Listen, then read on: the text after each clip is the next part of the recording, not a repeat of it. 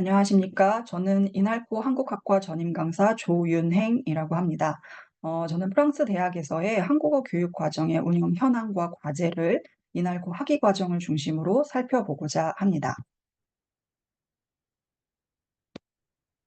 먼저 이날코의 한국어 교육 현황을 교육 과정과 교수진, 학생 구성을 통해서 살펴보고, 이날코의 한국어 교육 과정이 당면하고 있는 과제에 대해서 말씀을 드리겠습니다. 프랑스 대학에서 한국어 강의가 처음 시작된 때는 1956년입니다. 그런데 이제 2005년에 김시경 서상국의 연구에 따르면 프랑스 내 한국어 및 한국학 강의 프로그램의 주요한 문제로 학생 충원을 지적하였습니다. 그러나 2000년대 이후에는 이제 학생 수가 비약적으로 증가했다는 조트린 2013의 보고가 있는데요. 현재는 파리 소재 대학 중심의 한국어 강의에서 수도권과 지방 대학에서도 복수 전공 또는 교양 과목으로 한국어 강의가 개설이 되고 있습니다. 그래서 이 연구에서는 이제 파리에 있는 국립동양학대학교, 보통 이제 이날코라고 일컬어지는데요. 이날코를 중심으로 프랑스 내 한국어 교육 과정의 현황과 과제를 살펴보고자 합니다.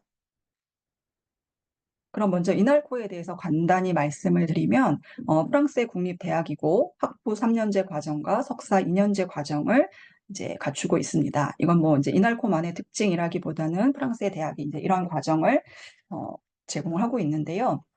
이날코는 1795년에 외교관, 통역관, 동양 전문가를 양성할 목적으로 설립이 되었고, 스페인어나 이탈리아어와 같은 유럽 언어를 제외한 전 세계 60여 개의 언어를 가르치고 있습니다. 보통 이날코가 그 한국어로 번역을 하면 동양학대학교라고 하는데, 동양어, 동양의 언어뿐만 아니라 전 세계의 언어들을 두루 가르치고 있습니다. 그중에서도 한국어 교육에 대해서 살펴보면 이날코에서는 1959년에 처음으로 한국어 강좌가 개설이 됐고, 1910년 후에 1969년에는 처음으로 학위 과정이 개설이 되었습니다. 이때는 한국 일본학과 안에서 한국 언어 문화 전공으로 개설이 되었고, 2000년에는 이제 유라시아 학과로 옮겨갔다가 이제 2016년에 마침내 이제 한국학과 단독학과로 분리가 되었습니다. 한국학과이기 때문에 개설 과목은 이제 언어 파트와 문화 파트로 나누어져 있고, 언어 파트에는 한국어 문법, 말하기, 듣기, 읽기, 쓰기, 또 한자, 한자어와 같은 수업이 개설되어 있고, 문화 파트에는 교수진의 이제 전공에 따라서 역사학, 사회학, 미디어학, 문학 등과 같은 과목이 개설이 되어 있습니다. 한국어 교육에 대한 부분을 조금 더 자세히 살펴보시면 학사 과정에서는 이제 앞서서 말씀드린 것처럼 문법과 말하기, 듣기, 읽기, 쓰기의 같은 과목들이 기본적으로 개설이 되어 있습니다. 그런데 3학년에 이르러서는 이제 듣기와 읽기는 이제 전공 필수 과목에서는 이제 빠지게 되고, 학생들의 어떤 관심이나 좀 부족한 부분을 채우기 위해서 들을 수 있는 선택 과목이 개설이 되어 있습니다. 그래서 이날코의 학사 과정은 이제 총 매 학기 30학점을 이수해야 하고 과목당 강의 시수는 주 1.5시간입니다. 중간 시험을 포함해서 13주 동안 진행이 되고, 이날코 한국학과의 언어 수업들은 이제 문법 수업을 제외하고는 1학년부터 100% 한국어로 강의가 진행이 됩니다. 이날코가 이제 그 외국어 교육에 좀 특성화된 학교이기 때문이기도 한데요.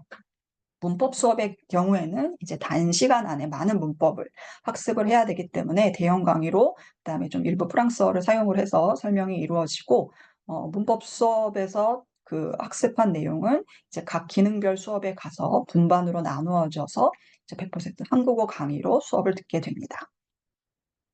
석사 과정은 보시는 것처럼 1학기와 2학기가 조금 차이가 있는데, 1학기에는 주로 강의를 듣고 2학기에는 이제 세미나나 관련 연구를 진행하는 방향으로 진행이 됩니다.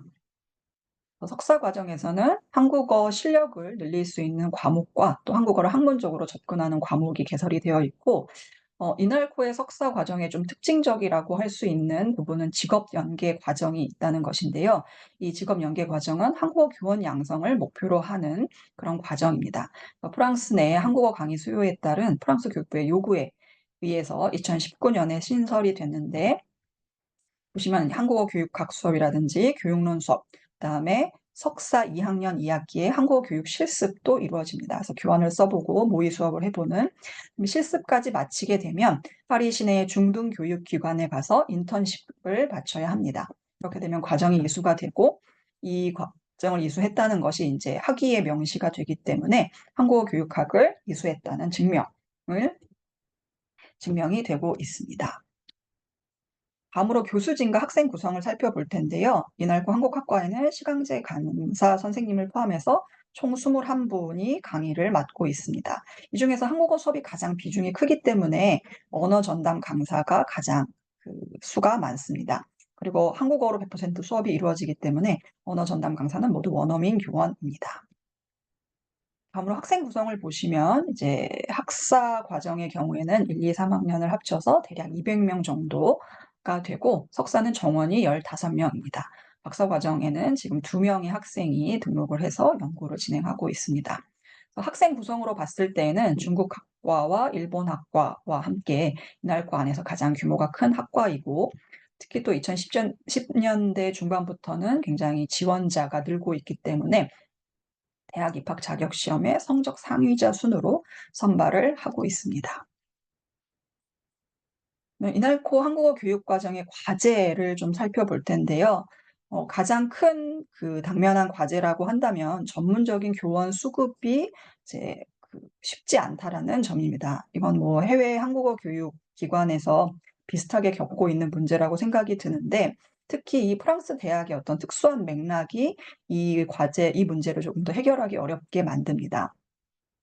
프랑스의 대학은 이제 그러니까 모든 대학이 국립대이기 때문에 그 교원은 국가 공무원에 해당이 되고 관련 법에 따라서 직급이 결정이 되고 그 직급에 따라서 강의 시수, 급여, 계약 기간 등이 결정이 됩니다.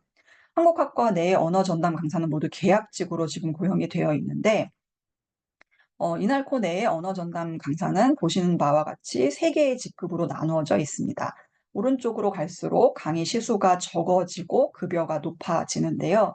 여기에서 문제는 이제 하나의 직급에서 최대 2년까지 계약을 할 수 있고 1회만 연장이 가능합니다. 그리고 또 이날코에서 최대로 근무할 수 있는 기간이 6년이기 때문에 만약에 처음에 메터드렁그로 계약이 돼서 2년을 계약을 했고 1회를 연장해서 4년을 근무했을 때 5년 차에서는 다시 이제 헤페티트로 내려가야 되는 그런 좀 불합리한 그런 조건을 가지고 있습니다.